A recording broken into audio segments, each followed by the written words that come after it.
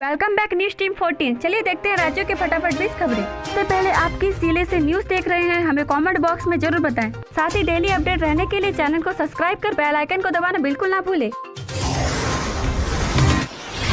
प्रज्ञाराज airport UP में 10 लाख से ज्यादा यात्रियों की आवाजाही वाला तीसरा एयरपोर्ट बना। खास बात यह है कि अगले पिछले वर्ष कोरोना की पहली और दूसरी लहर न आई होती तो 10 लाख यात्रियों की आवाजाही का आंकड़ा इस साल जनवरी-फरवरी में ही पार कर जाता। प्रज्ञाराज एयरपोर्ट के खाते में एक खास उपलब्धि दर्ज हो गई है। 3 वर्ष से भी कम समय में प्रज्ञाराज एयरपोर्ट में 10 लाख से ज्यादा हवाई यात्रा की आवाजाही हो गयी।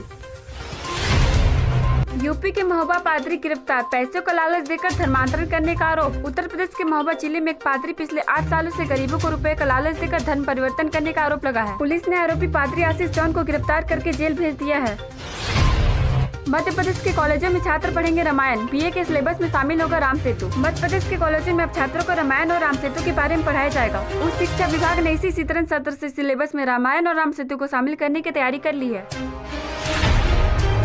यूपी एसटीएफ ने 1 लाख के इनामी को 20 रोड किया ढेर, वाराणसी समेत कई जिलों में था wanted. Uttar Pradesh special task force ने सोमवार की दोपहर वाराणसी में हुई मिडपोड़ में 1 लाख के इनामी बदमाश दीपक वर्मा को ढेर कर दिया। मारा गया बदमाश बनारस सहित आसपास के जिलों में आतंक का पर्याय बन चुका था।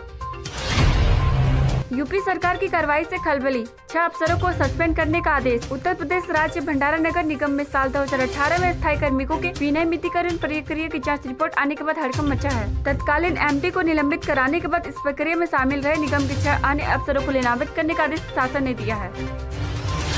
पीएम मोदी का मिशन यूपी, अलीगढ़ में रखेंगे राजा महेंद्र यूनिवर्सिटी का आधारशिला। प्रधानमंत्री नरेंद्र मोदी आज उत्तर प्रदेश के दौरे पर है। पीएम मोदी अलीगढ़ में राजा महेंद्र प्रताप सिंह यूनिवर्सिटी का आधारशिला रखेंगे। इसी के साथ पीएम मोदी को डिफेंस कॉरिडोर का भी शिलान्यास करना है। सिकंजा के बाहुबली विधायक विजय मिश्र की जमानत निरस्त कराएगी सरकार। राज्य सरकार की अर्जी हाईकोर्ट ने विधायक को जारी किया नोटिस। कैबिनेट मंत्री नंदी पर रिमोट बम से हमले का मामला। यूपी चुनाव 2022, अखिलेश यादव बोले सरकार की गिरती साख से दूसरे रास्ते तलाश रहे हैं भाजपा विधायक। अखिलेश यादव का कहना है कि भाजपा हर मुद्दे पर झूठ बोल रही है, सरकार की साख खत्म हो गई है। यही कारण है कि कई विधायकों को अब जनता से बचने के लिए एक दूसरा रास्ता तलाशना पड़ रहा है। तैयारियां शुरू, अक्टूबर में बनारस आ सकते हैं पीएम मोदी, जनता को देंगी इन परियोजनाओं की सौगात। माना जा रहा है कि 7 नवरात्र या उसके बाद पीएम मोदी बनारस का दौरा करेंगे। पीएमओ ने अब तक पूरी हुई परियोजनाओं के साथ अक्टूबर तक पूरे होने वाले प्रोजेक्ट की सूची मांगी है।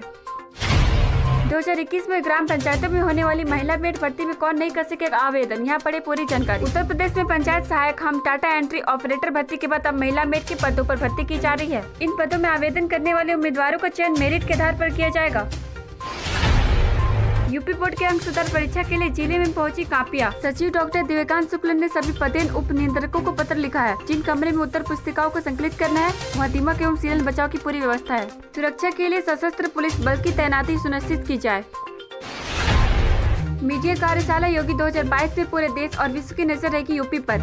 मीडिया जनता के बीच रखे मजबूत पक्ष। सीएम योगी ने कहा कि जनता के बीच चुनाव प्रचार से लेकर चुनावी तैयारी तक दारोमदार भाजपा की मीडिया टीम पर रहेगा। टीम को प्रभावशाली तरीके से अपनी बात रखकर विपक्ष को बेनकाब करना होगा। यूपी में टिकट के दावेदारी पर भाजपा विधायक संगीत सोम का तंज, वीडियो हुआ वायरल। भाजपा के फायर ब्रांड नेता विधायक संगीत सोम ने टिकट के दावेदारी पर तंज कसा है। उनका यह वीडियो सोशल मीडिया पर खूब वायरल हो रहा है। वीडियो में वो अमित शाह का भी जिक्र कर रहे हैं। अलीगढ़ में पीएम नरेंद्र मोदी और सीएम योगी आज राजा महेंद्र प्रताप सिंह राजकीय विश्वविद्यालय और डिफेंस कॉरिडोर का करेंगे शिलान्यास। सीएम योगी ने समूचे कार्यक्रम स्थल की सुरक्षा को पुख्ता रखने के लिए कहा। बारिश होने की सूरत में वैकल्पिक इंतजाम करने के लिए भी कहा। जनता को सुविधाजनक आवागमन देने, जाम नहीं लगने देने के संबंध में निर्देशित किया। बच्चों की अटकी सांसें, जिस कंपनी के वेंटिलेटर पर राहुल गांधी ने उठाए थे सवाल, उसी की वजह से डॉक्टर निलंबित। डॉक्टरों में दिन भर इसकी चर्चा होती रही कि सवाल उठाना सरकार को नागवार गुजरे तो आगे व्यवस्था में खम्मा गिनाकर कौन अपनी गर्दन फंसाएगा।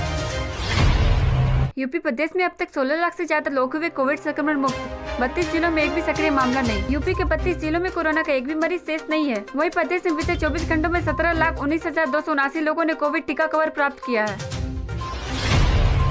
यूपी चुनाव 2022, अखिलेश यादव बोले सपा सरकार बनी तो गरीबों का घर गिराने वाले अफसरों पर भी होगी कार्रवाई। सपा अध्यक्ष अखिलेश यादव ने अलग अलग पार्टियों से सपा में शामिल होने वाले नेताओं का स्वागत किया और कहा कि यह सरकार अब जाने वाली है। इसके मुखिया की भाषा बदल गई है। अयोध्या में आपने शुरू की तिरंगा यात्रा, कार्यकर्ताओं की भीड़ उमड़ी। उप मुख्यमंत्री मनीष सिसोदिया मौजूद। दिल्ली के उप मुख्यमंत्री मनीष सिसोदिया ने यूपी की योगी सरकार के ऊपर गहरीम आरोप लगाए। कहा कि हमने यूपी में सरकार बनाने के लिए रामलीला से आशीर्वाद ले लिया है। उन्होंने कहा कि आप किसी भी दल से गठबंधन नहीं करेगी।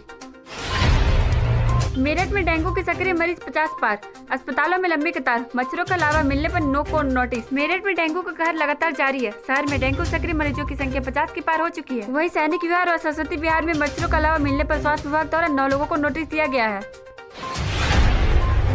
मोदी ने याद किया बचपन। एक मुस्लिम मेहरबान जब अलीगढ़ के ताले बेचने आते थे तो मेरे पिता के पास अपने पैसे रखवाते थे। भाषण के दौरान प्रधानमंत्री नरेंद्र मोदी बोली, कल तक जो अलीगढ़ ताले के जरिए घरों की दुकानों की रक्षा करता था, 21वीं सदी में वो मेरा अलीगढ़ हिंदुस्तान की सीमाओं की रक्षा का काम करेगा। आज के लिए इतना ही। मिलते हैं अगले वीडियो में। जय हिंद, जय भारत, वंदे मातरम।